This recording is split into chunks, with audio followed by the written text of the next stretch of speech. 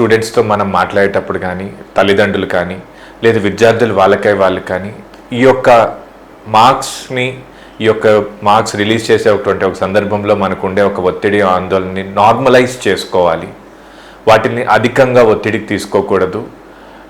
ఏదైతే మార్క్స్ అనేది చాలా రకాల యొక్క ఫ్యాక్టర్స్ మీద డిసైడ్ అయి ఉంటుంది. ఆ యొక్క ఎవాల్యుయేషన్ బట్టి కూడా అవి డిసైడ్ అవుతాయి.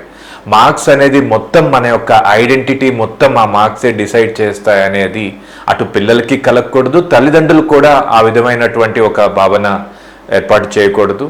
ఎవరన్నా పిల్లలు ఈ మార్క్స్ ద్వారా వాళ్ళు ఎక్కువ కుంగిపోతున్నట్లయితే, వాళ్ళ యొక్క దినచర్యలో చాలా మార్పులు వచ్చినట్లయితే, ఎక్కువగా ఒంటరిగా ఉండడం, ఎవరితో మాట్లాడకుండడం, అన్నం తినకుండా ఉండడం, వాళ్ళ యొక్క నిద్ర కంప్లీట్గా డిస్టర్బ్ అవ్వడం, అటువంటిగా ఉంటే వాటిని మనం రెడ్ ఫ్లాగ్స్ అంటాం.